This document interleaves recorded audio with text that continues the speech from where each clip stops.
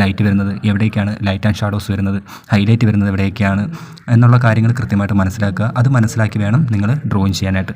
First ലെയറായിട്ട് ഞാനിവിടെ ചെയ്തിരിക്കുന്നത് യെല്ലോ കളറാണ്. വളരെ ലൈറ്റായിട്ടാണ് ഞാൻ ഓരോ കളേഴ്സും ഇവിടെ അപ്ലൈ ചെയ്യുന്നത്. അതുപോലെ തന്നെ ഹൈലൈറ്റുകൾ മാർക്ക് ചെയ്തിട്ടാണ് ഞാനിവിടെ ഷെയ്ഡ് ചെയ്യുന്നത്.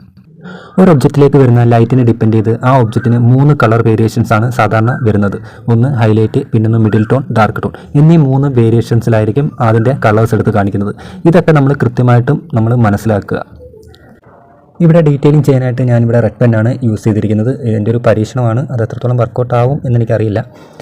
അങ്ങനെ ഞാൻ റെഡ് പെൻ ഉപയോഗിച്ച് അതിനെ ഒന്ന് ഡീറ്റെയിലിംഗ് ചെയ്തതിന് ശേഷം വീണ്ടും അതിന് മുകളിലായിട്ട് രണ്ടാമത്തെ ലെയറായിട്ട് യെല്ലോ കളറാണ് അപ്ലൈ ചെയ്തിരിക്കുന്നത്. അപ്ലൈ ചെയ്യുന്ന സമയത്ത് അവിടെയും ഞാൻ ഹൈലൈറ്റ് മാർക്ക് ചെയ്തിട്ടാണ് അപ്ലൈ ചെയ്യുന്നത്. നിങ്ങൾ ഒരു കാരണവശാലും ഹൈലൈറ്റ് വിട്ട് നിങ്ങൾ ഷെയ്ഡ് ചെയ്യാൻ നിൽക്കരുത്. ഹൈലൈറ്റൊക്കെ പോയി കഴിഞ്ഞാൽ പിന്നീട് നമുക്ക് നമ്മളുടെ ആ ഒരു റിസൾട്ട് ഒരു പക്ഷേ കിട്ടിയെന്ന് വരില്ല. അപ്പോൾ അതുകൊണ്ട് മാക്സിമം നിങ്ങൾ ഷെയ്ഡ് ചെയ്യുന്ന സമയത്ത് അതിൻ്റെ ഹൈലൈറ്റ് വിട്ട് വേണം ഷെയ്ഡ് ചെയ്യാനായിട്ട്. കളർ പെൻസിൽ ഉപയോഗിച്ച് ഡ്രോയിങ് ചെയ്യാൻ ആഗ്രഹിക്കുന്നവരാണ് നിങ്ങളെന്നുണ്ടെങ്കിൽ തീർച്ചയായിട്ടും നിങ്ങൾ ചെയ്യേണ്ട കാര്യമെന്ന് പറയുന്നത് മൾട്ടി കളേഴ്സ് യൂസ് ചെയ്ത് പഠിക്കുക.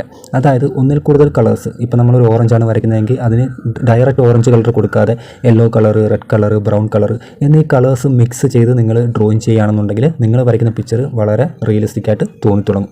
അതുമാത്രമല്ല, നമ്മൾ ആ വരയ്ക്കുന്ന പടത്തിന് അതിൻ്റെ ആ ഒരു കളറിംഗ് ഒക്കെ നല്ല പെർഫെക്റ്റ് ആവണമെന്നുണ്ടെങ്കിൽ തീർച്ചയായിട്ടും നിങ്ങൾ മൾട്ടി കളേഴ്സ് യൂസ് ചെയ്ത് തന്നെ ഡ്രോയിങ് ചെയ്യാൻ ശ്രമിക്കുക.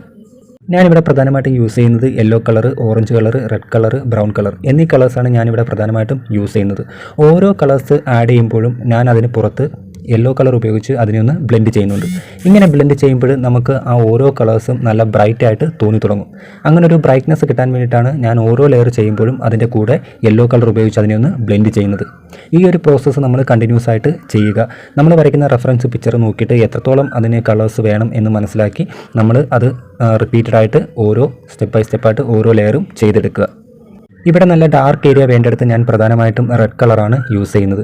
റെഡ് കളർ വെച്ച് അപ്ലൈ ചെയ്തതിന് ശേഷം അതിന് മുകളിലായിട്ട് യെല്ലോ കളർ ഉപയോഗിച്ച് അതിനെ ഒന്ന് ബ്രൈറ്റ് ആക്കി എടുക്കും. അതിനുശേഷം വീണ്ടും ഞാൻ ബ്രൗൺ കളർ ഉപയോഗിച്ച് അതിന് മുകളിൽ വീണ്ടും ഷെയ്ഡ് ചെയ്യും.